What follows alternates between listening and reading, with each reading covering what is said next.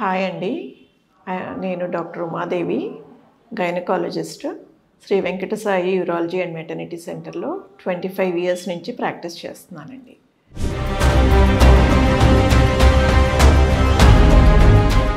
PCOD అనే దానికి elaborate form polycystic ovarian disease. ఇది ఈ మధ్యన చాలా ఎక్కువగా వినిపిస్తున్నమాట.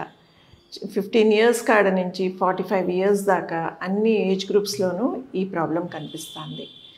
ఇదివరకటి కన్నా మన లైఫ్ స్టైల్ చేంజెస్ మూలాన, స్ట్రెస్ ఎక్కువ అవ్వటం మూలాన చాలా చిన్న వయసులోనే పిల్లలు ఈ ప్రాబ్లంతో మా దగ్గరికి వస్తున్నారు.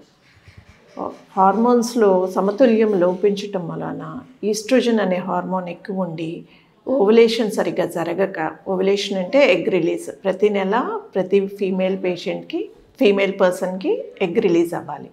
అది జరగక చిన్న చిన్న వాటర్ బబుల్స్ లాగా అండాశయంలో ఉండిపోవటాన్ని పీసీఓడి అంటారు.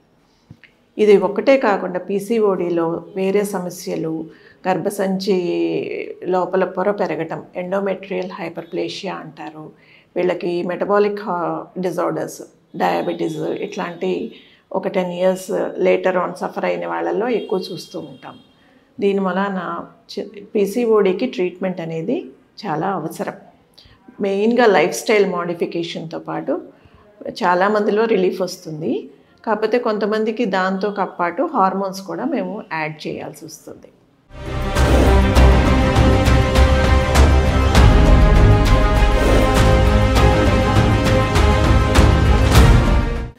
పీరియడ్స్ ఇర్రెగ్యులర్గా ఉన్నప్పుడు, ఏమన్నా సడన్గా వెయిట్ గెయిన్ అవుతున్నప్పుడు, లేకపోతే అన్వాంటెడ్ హెయిర్ అంటే రోమాలు ఎక్కువ రావటం, బియర్డ్ లాగా కానీ లిప్స్ పైన కానీ రావటం, అట్లా ఉన్నప్పుడు ఒకసారి డాక్టర్ని కన్సల్ట్ చేసి స్కాన్ ఒకటి, బేస్ లైన్ ఇన్వెస్టిగేషన్ స్కాన్ అండి. బేస్ లైన్ ఇన్వెస్టిగేషన్ స్కాన్తో పాటు హార్మోన్ టెస్ట్లు, కొన్ని హార్మోన్స్, బ్రెయిన్లో తయారయ్యే హార్మోన్స్, ఓవరీస్లో తయారయ్యే హార్మోన్స్, తర్వాత మెటబాలిక్ ప్రొఫైల్, ఇన్సులిన్ రెసిస్టెన్స్ కనిపెట్టడానికి insulin levels, blood insulin levels, ఇవన్నీ చేయాల్సి వస్తుంది. ఇవన్నీ చేసిన తర్వాత మనకి పీసీఓడి మైల్డా సివియరా అనేది ఒక ఐడియా వస్తుంది. ఐడియా వచ్చిన తర్వాత మైల్డ్ పీసీఓడికి మెయిన్ థింగ్ మనం చెప్పేది వెయిట్ రిడక్షన్తో పాటు వాళ్ళకి life style modification, stress management, meditation, regular exercises చెప్తాం. దాంతో వాళ్ళకి చాలా మటుకి పీరియడ్స్ రెగ్యులర్గా అవ్వటము, వెయిట్ లాస్, ఇవన్నీ చాలా మటుకి కంట్రోల్లో వచ్చేస్తాయి. అదే సివియర్ పీసీఓడి వాళ్ళకి ఇంకా ఎక్కువ ట్రీట్మెంట్ అవసరం అవుతుంది. లైఫ్ స్టైల్ మోడిఫికేషన్తో పాటు వాళ్ళకి హార్మోన్స్ కూడా సప్లిమెంట్ చేయాల్సి వస్తుంది. మెయిన్ పీసీఓడి ఒక మెటబాలిక్ డిజార్డర్ లాగా తీసుకోవాలి కానీ ఒక డిసీజ్ లాగా అనుకోకూడదు. ఈ పీసీఓడి ప్రాబ్లం వలన ఇన్ఫర్టిలిటీ సమస్యలు, తర్వాత ఎండోక్రైన్ సమస్యలు, ఇవన్నీ ఇప్పుడు జనరేషన్ ఫీమేల్స్ ఫేస్ చేస్తున్న ప్రాబ్లమ్స్.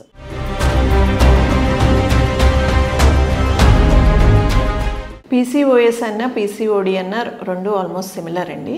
కాకపోతే ఏంటంటే దాని ఎండోక్రైన్ కాంపోనెంట్కి మనం తీసుకోవాల్సింది ఎండోక్రైన్ ఫ్యాక్టర్స్. దాంతోపాటు పేషెంట్ ప్రజెంట్ అయ్యే కంప్లైంట్, కొంతమందికి పిల్లలు ఇన్ఫర్టిలిటీ కంప్లైంట్తో వస్తారు, పిల్లలు కలగట్లేదండి, పీరియడ్స్ రెగ్యులర్గా రావట్లేదు అని వస్తారు. దానికి మనం ఏం చేస్తామంటే వాళ్ళకి రెగ్యులర్గా పీరియడ్స్ రావటానికి ఒక 3 సైకిల్స్ వాడి చూస్తాం. ఆటోమేటిక్గా ఎగ్ రిలీజ్ అవుతుందా లేదా అనేది నెక్స్ట్ సైకిల్, 4th సైకిల్లో ఫాలిక్యులర్ స్టడీ అని చేసి చూస్తాం. అలా కూడా రిజల్ట్ కనబడట్లేదు, వాళ్ళకి ఎగ్ రిలీజ్ అవ్వట్లేదు అన్నప్పుడు మనం ఎగ్ రిలీజ్ అవ్వటానికి కొన్ని హార్మోన్స్ ఉంటాయి, కొన్ని ట్యాబ్లెట్స్ ఉంటాయి. ఆ ట్యాబ్లెట్స్ కానీ తదుపరి ఇంజెక్షన్స్ కానీ ఇట్లా అన్నీ చేసిన తర్వాత వాళ్ళకి ట్రీట్మెంట్, ఇన్ఫర్టిలిటీ ట్రీట్మెంట్ వైపు వాళ్ళని తీసుకెళ్ళడం జరుగుతుంది. ప్రెగ్నెన్సీ వచ్చి డెలివరీ అయిన తర్వాత కూడా మళ్ళీ వాళ్ళకి చెప్తాం, మళ్ళీ మీకు వచ్చే అవకాశం ఉంది హార్మోన్ ఇంబ్యాలెన్స్, సో అది ట్రీట్మెంట్ వదిలేయద్దు, ఇది ఒక్కసారితో ట్రీట్మెంట్ తీసుకుని ఆపేసే సమస్య కాదు, కంటిన్యూస్గా మీరు అలర్ట్గా ఉండి దానికి ట్రీట్మెంట్ తీసుకోవాల్సి వస్తుంది అనేది వాళ్ళకి అవగాహన వచ్చేటట్టు ఎక్స్ప్లెయిన్ చేస్తాం జరుగుతుంది.